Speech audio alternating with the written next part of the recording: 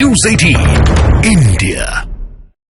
बड़ी खबर आपको बता दें, लोकसभा में श्वेत पत्र केंद्र सरकार की ओर से लाया गया है। वित्त मंत्री निर्मला सीतारमण ने ये श्वेत पत्र पेश किया और यूपीए सरकार की आर्थिक अनियमितता पर ये पूरा श्वेत पत्र है। उसको लेकर साल 2014 से पहले आखिर किस तरीके से जो अर्थव्यवस्था थी वो भारत की रही और उसके बाद 2014 के बाद जब मोदी सरकार आती है वो क्या बदलाव लेकर आती है। 10 साल का जो कार्यकाल रहा मोदी सरकार का और अर्थव्यवस्था किस तरीके से सुधरती चली गई, उसको लेकर ये पूरा जो खाका है वो तैयार किया गया है। श्वेत पत्र के जरिए यहाँ पर पेश अब कर दिया गया है और कल इसको लेकर संभावित चर्चा भी हो सकती है। इस वक्त वित्त मंत्री निर्मला सीतारमण आप देख रहे हैं, उनने ये श्वेत पत्र यहाँ पेश किया और आर्थिक अनियमितताएं जो साल 2013 से पहले की थी उनको लेकर इसमें कई सारे डेटा भी मौजूद हैं। सार्वजनिक वित्त खतरनाक स्थिति में आया, ये श्वेत पत्र में ये तमाम बातों का जिक्र यहाँ पर किया गया है और क्या क्या बातें हैं वो भी हम आपको बताएंगे। लेकिन इस वक्त की बड़ी खबर आपको बता दें, श्वेत पत्र पेश किया गया है केंद्र सरकार की ओर से और ऐसे में यूपीए सरकार के 10 साल पर मोदी सरकार का ये पूरा श्वेत पत्र है। श्वेत पत्र पर लोकसभा में कल चर्चा भी होने वाली है। वित्त मंत्री निर्मला सीतारमण ने ये श्वेत पत्र पेश किया। तो ये एक्सक्लूसिव तस्वीरें इस वक्त हम आपको दिखा रहे हैं श्वेत पत्र की, जिसमें बताया गया है कि यूपीए सरकार के समय जो नाकामियां रही है भारतीय अर्थव्यवस्था पर श्वेत पत्र, भारत सरकार वित्त मंत्रालय, इसमें यह बताया गया है कि रुपए में गिरावट हुई है। ये सबसे अहम बात है कि जब यूपीए का कार्यकाल था तो रुपए में भारी गिरावट हुई, जो विदेशी मुद्रा भंडार था उसमें भारी कमी आई है, कर्ज के मकड़जाल में था। और इसमें यह भी बताया गया है कि विभिन्न भ्रष्टाचारी घोटालों का भी इस श्वेत पत्र में जिक्र किया है। यानी कि जो इस वक्त श्वेत पत्र केंद्र सरकार लेकर के आई है, इसमें मोदी सरकार का जो कार्यकाल रहा है 10 साल का, उसकी तुलना हुई है यूपीए के कार्यकाल से। 2004 से 2014 का जो कार्यकाल रहा है उस वक्त ये था कि अर्थव्यवस्था पटरी पर नहीं थी, लेकिन मोदी सरकार ने सकारात्मक कदम उठाए हैं ताकि अर्थव्यवस्था पटरी पर आए। कड़ी मेहनत की गई है और ये इसके जरिए बताया गया है। और ये भी बताया गया है इस श्वेत पत्र के जरिए जो इस वक्त हम आपको दिखा रहे हैं कि जो कदम मोदी सरकार द्वारा उठाए गए हैं, जो उपलब्धियां रही है, उससे अर्थव्यवस्था पटरी पर लौटी है। अब आप ये देखिए कि इसमें श्वेत पत्र का उद्देश्य क्या है, ये भी बताया गया है। यानी कि जो 2014 से पहले देश की स्थिति थी, खासकर अर्थव्यवस्था की स्थिति थी, देश उस वक्त भारी कर्ज में डूबा हुआ था।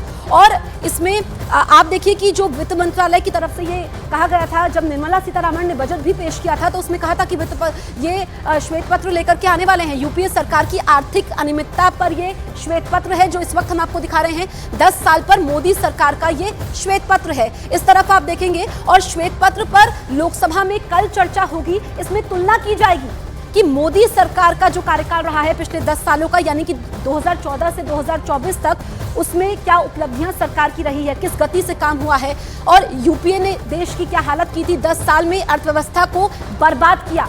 ये इस श्वेत पत्र में कहा गया है। यूपीए सरकार को स्वस्थ अर्थव्यवस्था मिली थी, लेकिन कैसे उसने बर्बाद कर दिया। यूपीए ने अर्थव्यवस्था को, राजकोषीय घाटे में भी हमारा गिरावट आई है, विदेशी मुद्रा भंडार में कमी आई है। ये एक एक पॉइंटर्स हम आपको बता रहे हैं। देश की आर्थिक नींव कमजोर की यूपीए ने कमजोर की। जब मनमोहन सिंह देश के पीएम थे तो उस वक्त देश का क्या हाल हुआ, अर्थव्यवस्था पटरी पर नहीं लौटी थी, सरकार को स्वस्थ अर्थव्यवस्था मिली। यानी कि 2004 से पहले देश की स्थिति क्या थी और 10 सालों में कैसे डाउन हुई है, ये सबसे ज्यादा अहम बिंदु है इस श्वेत पत्र के जो इस वक्त केंद्र सरकार लेकर के आई है। दरअसल श्वेत पत्र का ये उद्देश्य ये है, ये भी इसमें लिखा गया है कि उद्देश्य क्या है, ये बताया जाए कि यूपीए सरकार की क्या क्या नाकामियां रही है, 10 सालों में कौन कौन से घोटाले हुए हैं और जो कदम यूपीए सरकार ने उस वक्त उठाए थे वो प्रभावी नहीं थे, जिस वजह से देश बदहाल हुआ। लेकिन जब मोदी सरकार सत्ता में आई तो कड़ी मेहनत की गई, सकारात्मक कदम उठाए गए,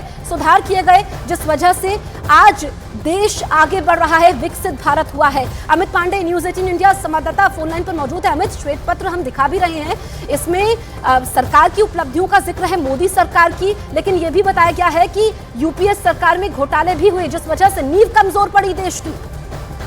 देखिए, कुल 59 पेजों का यह श्वेत पत्र है, इसमें 88 बिंदु हैं और इसमें ये कहा गया है कि एक स्वस्थ अर्थव्यवस्था को इन्होंने एक विरासत के रूप में लिया था यूपीए सरकार में। ये मौजूदा सरकार की ओर से दावा किया गया है।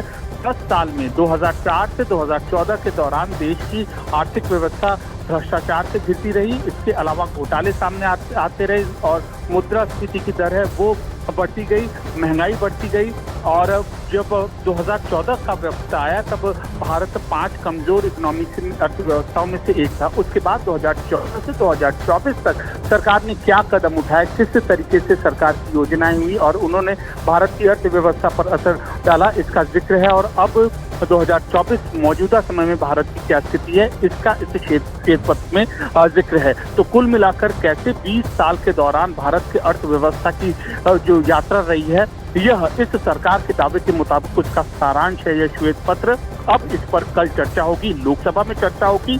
लोकसभा में 12 बजे से चर्चा होगी। सुनीता दुग्गल समेत अनेक बीजेपी के सांसद अपनी ओर से बोलेंगे। अभी हमारी अधीर रंजन चौधरी से बात हो रही थी, उनका कल श्वेत पत्र प्रस्तुत हो चुका है। कल उनके भी पार्टी के सांसद अपना पक्ष रख सकते हैं, पार्टी की रणनीति के बाद होगा। और जहां तक राज्यसभा का सवाल है, राज्यसभा में कल यह पेश होगा और इस बात की भी संभावना है कि इस पर कल ही चर्चा तो इस पर कल होगी। और श्वेत पत्र यहाँ पर पेश भी कर दिया गया है। केंद्र सरकार की ओर से ब्लैक पेपर लाने की बात भी कही जा रही थी यूपीए जो विपक्षी है उस विपक्ष की ओर से, लेकिन क्या विपक्ष की इसको लेकर कोई प्रतिक्रिया अब तक सामने आई है? कांग्रेस की कोई प्रतिक्रिया श्वेत पत्र पर?